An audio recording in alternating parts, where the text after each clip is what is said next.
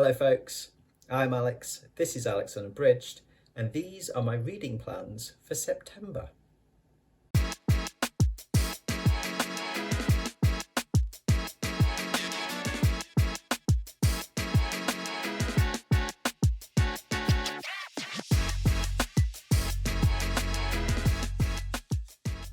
So welcome back to the channel if that is the case. Yes, September's almost upon us.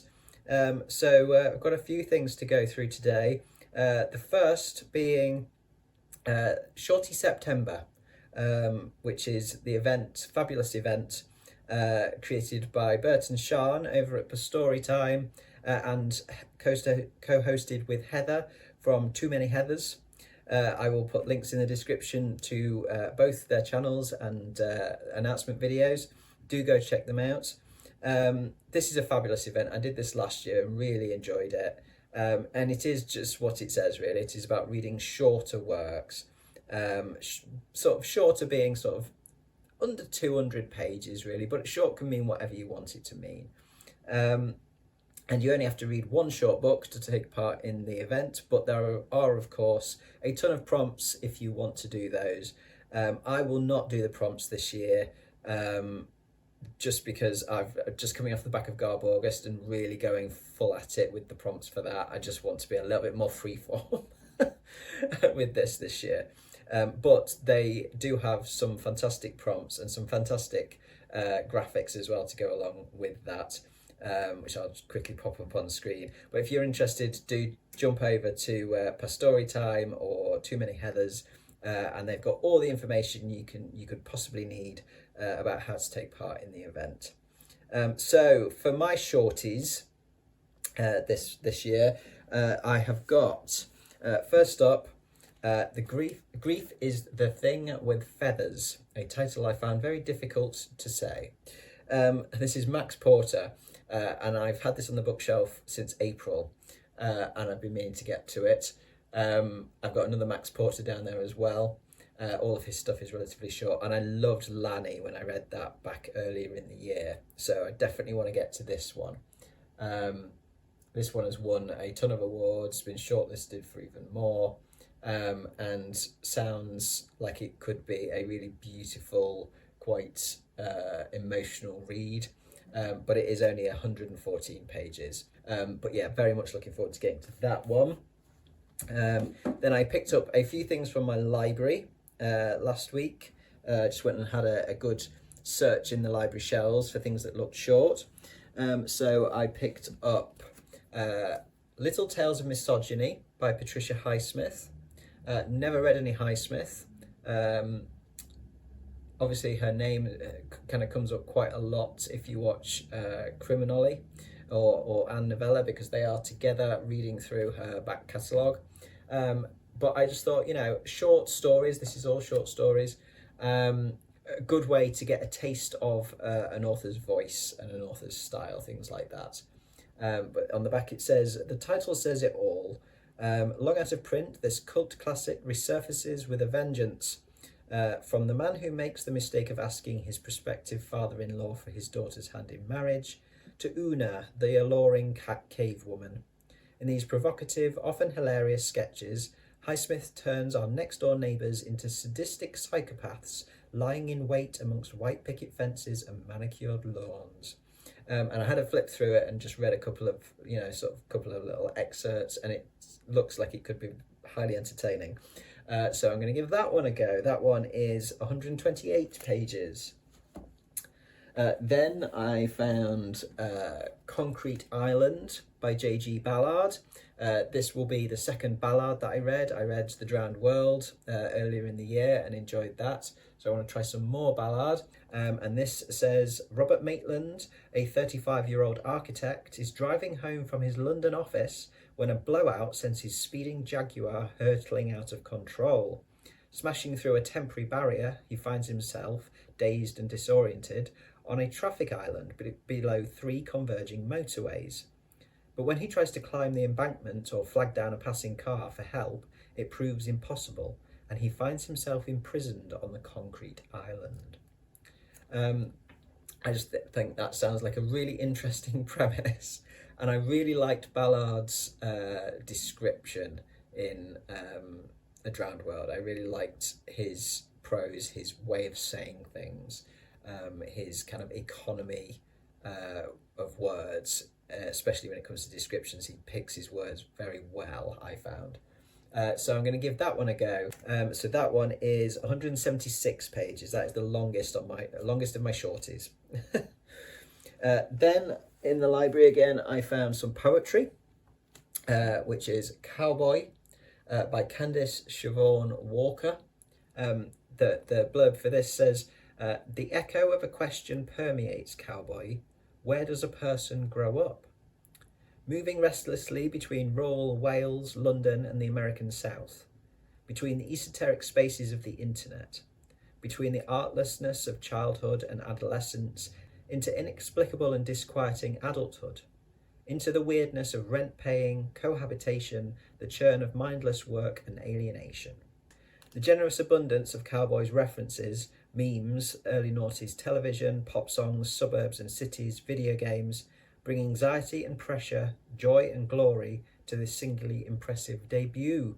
Yeah, I had a little flick through this in the library, and I really liked it, and read a couple of the poems quickly, and I really liked the sound of Walker's voice, and I also really liked the look of some of the layout in there as well. I like it when poetry plays with form in terms of its visual layout as well as its kind of textual form. So interested to give that a crack. Some poetry, some contemporary poetry. I've also got another poetry book that I had on my sort of TBR for August and didn't get to, which was Not Your Orlando, which is a collection of queer poems, queer and trans poems, or poems about the trans experience. So I think I'll probably try and add that in as well. That's only 50 pages, so that'll be a nice short one as well. A bit more poetry. And then I've got a couple of short stories for Shorty September as well. One is Goblins and Greatcoats, which is by Travis Baldry, the author of Legends and Lattes. And this is a very short story that was just released for free recently. So I've got that sat on my Kindle waiting to be read.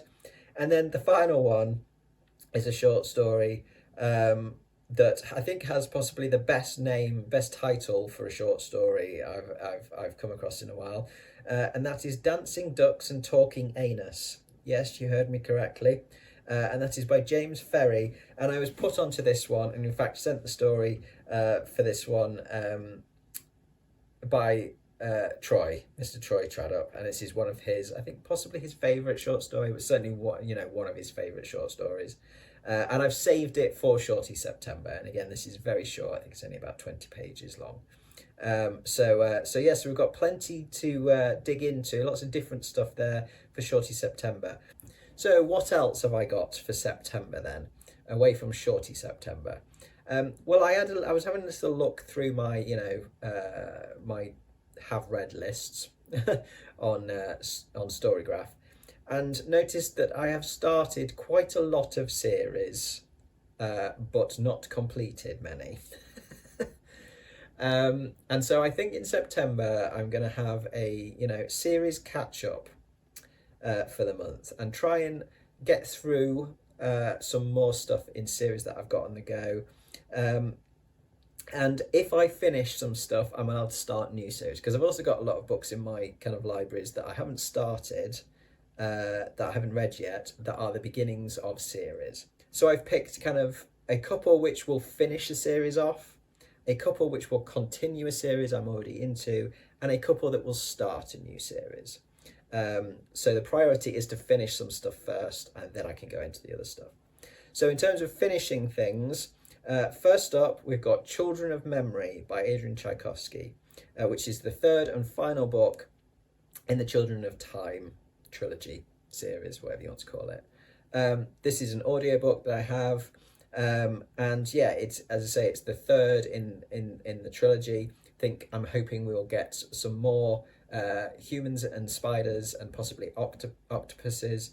But this one sounds quite interesting. This one sounds quite different, but it's quite mysterious, the description of it, and it sounds quite different to the other two. So yeah, but I'm interested. Definitely want to get that series finished. I loved the other two books, and I've got fingers crossed that this one lives up to my expectations. Okay, other things to finish. Possibly just continuation, but I'm hoping to get through both of these books to finish this trilogy, well, series, and that is both Authority and Acceptance, the books 2 and 3 in the Southern Reach series by Jeff Vandermeer. It was a trilogy until he recently announced that there was going to be another one coming out, so it'll be a quadrilogy, and that one I think comes out in October and November this year. So I would like to get the two finished in September from the original trilogy, so I can then read the the fourth one when it comes out. But I will count, if I get through those, I will count it as finished, because for the moment that's where we're up to in terms of what I have access to. So yeah, I loved Annihilation. I loved the weirdness, the eeriness of it, the atmosphere of it. I really liked how Vandermeer wrote the main character in it, how he conveyed her personality through her writing of her logs, things like that. I thought it was really successful, and it was just really strange. It really made me think. It's quite discombobulating, and I liked that. And I know that these two are potentially quite different, but I'm still really interested in getting back into finding more out about Area X, and probably for as much as I find out about what's going on there, I'll get 10 questions to each answer, which is the way I like it. I'll also read one of these at least during the week of the 15th to the 21st of September, because that is the week of Weird, which is an event hosted by Jason over at Jason's Weird Reads, and I think co-hosted by Crystal at Fiber Artsy. I will link to Jason and Crystal's videos about this particular week of Weird. It's a repeating event, if you like. But I've come across that before and was never in a position to read something for it, so I'm going to trust in Jeff Vandermeer to bring some weird for me and participate in that event with just one book that week, I think. So next up then, into stuff that will be continuing series. The first one is Dying Light by Stuart McBride, which is the second book in the Logan McCrae series. These are quite gritty crime thrillers set in Aberdeen.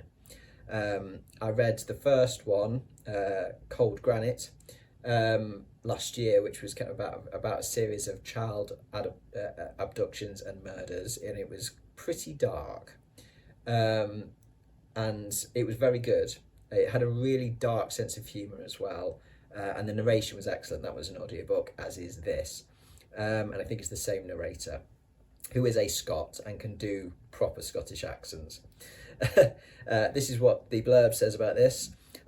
It's summertime in the Granite City. The sun is shining, the sky is blue, and people are dying. It starts with Rosie Williams, a prostitute, stripped naked and beaten to death down by the docks, the heart of Aberdeen's red light district. For DS Logan McCrae, it's a bad start to another bad day. Rosie won't be the only one making an unscheduled trip to the morgue. Across the city, 6 people are burning to death in a petrol-soaked squat, the doors and windows screwed shut from the outside. And despite Logan's best efforts, it's not long before another prostitute turns up on the slab.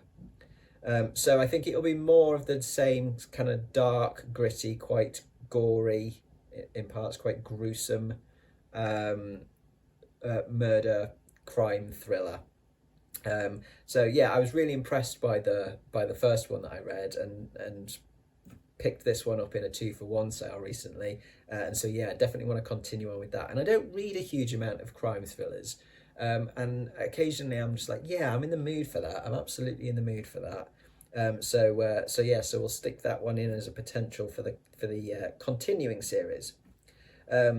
Another murder mystery, but a very, very different one that I've got as a continuing series book is First Class Murder by Robin Stevens, This is book 3 in the Murder Most Unladylike series. This is a middle grade murder mystery series set in well, the first one was set in a girls' boarding school in the 1930s, so it's kind of a bit of a sort of contemporary Agatha Christie meets Mallory Towers type thing.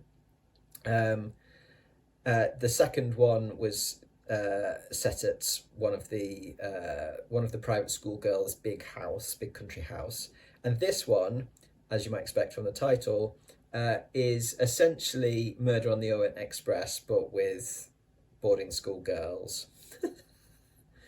I really like this series. They're very entertaining. They're good, quick listens. I've got this on audiobook, and they are funny, and they've been updated really well in terms of Robin Stevens is a contemporary author, and yes, you've got the sort of the 1930s sort of tone to them, like Mallory Towers, something like that. But the sort of the sentiments within them, the sort of the thinking, the views, etc. They're very inclusive. They're very LGBTQIA plus friendly. The characters of the girls are really well done. Yeah, as I say, they're just really entertaining little books, and I think they're great for sort of that age group as well. So that's another one that I've got on the continuing list.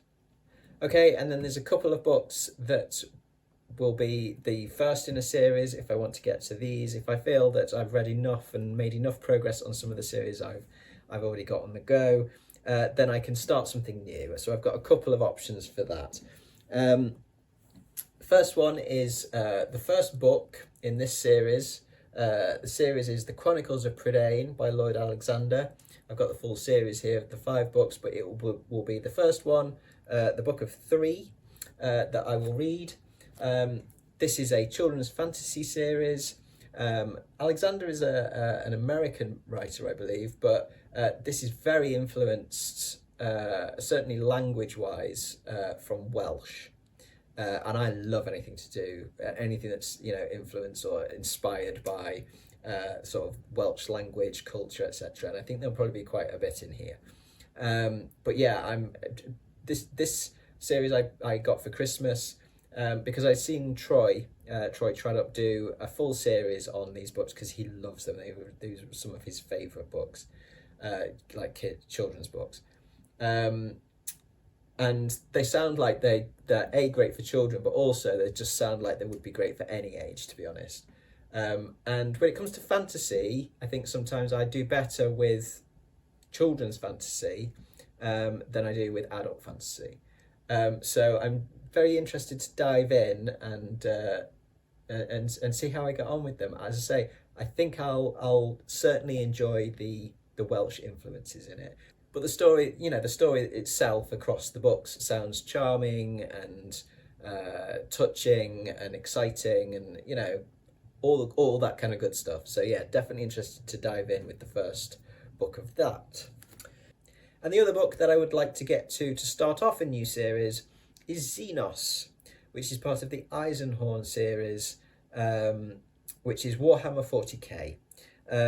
I read some Warhammer Fantasy a couple of months ago and really loved that. I read some Gotrek and Felix and I really enjoyed that.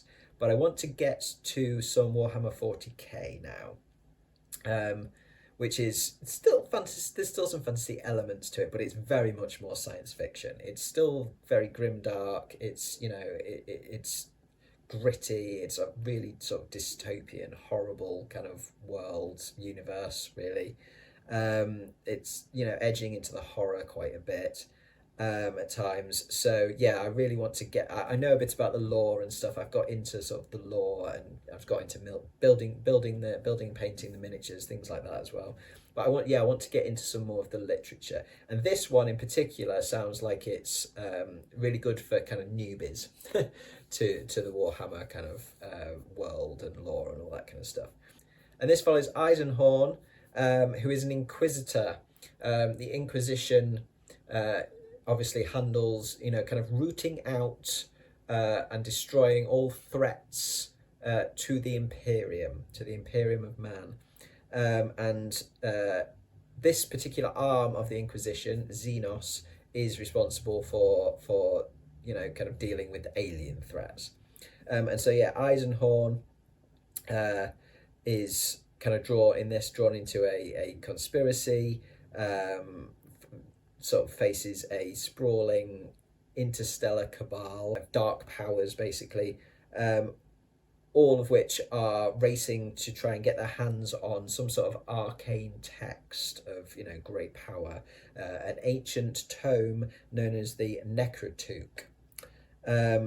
So yeah, I really like the sound of these. As I say, knowing the little bit I do about the lore of the world, I think this one's a good one for me to start with. So yeah, so we'll see how I get on with some Warhammer 40k literature. Okay, then finally, to mop up the last couple of bits for September, I do have some stuff that is TBR, as in this is definite to be read, and that is science fiction for the somewhat hesitant reading for me next month, my big old science fiction reading project.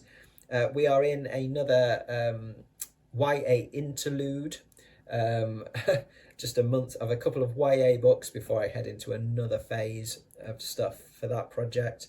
And for September, this will be The Giver by Lois Lowry, which is, I think, kind of, it sounds like it's sort of set in a utopia to start with, which you know what that means. It's going to be a dystopia, isn't it? So that one does sound really interesting. I know very little about it other than that. And then the second one is The Maze Runner by James Dashner. I've seen the film of The Maze Runner, which I quite enjoyed, although I found the main character a little irritating, but that might have just been the actor, I'm not sure. But I liked the premise. And I would like to see what the book is like, because to say the film I did still enjoy. So I have that on audiobook, that one. So those are my two science fiction for the somewhat hesitant reads, both kind of dystopian, I guess. And then I do also really need to get to The Incubations by Ramsey Campbell, because this is something I didn't get to this in August because of just getting overfacing myself with Garb August stuff. But I do really need to get to that because it's an ARC that I have, an advanced reader copy. It doesn't release until November, I believe, so I do have a bit of time, but I do want to, get that read and get a review sorted before we get too close to the release. I've had it in my NetGalley account for a while, and I feel guilty when I don't get to things in a timely manner. So I do want to get that done in September. So there we go. There's plenty for me to be reading in September. I am away on holiday for a week, so I definitely will be able to get through the shorter stuff. I think most of my short stuff will get squashed into that week because I can easily read shorter stuff when I'm away.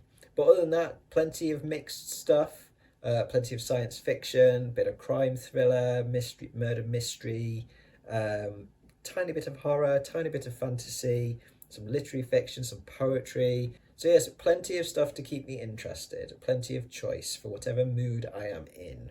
So that will do from me today. Thank you very much for watching, folks. As always, do drop your thoughts in the comments below. Do let me know if there's anything on this list that you have read and enjoyed, or read and not enjoyed, or anything that you've also got on your list to read. I will be back on Sunday with my weekly vlog, so I do hope you'll join me for that then. But from me, for now, that's ta-ra.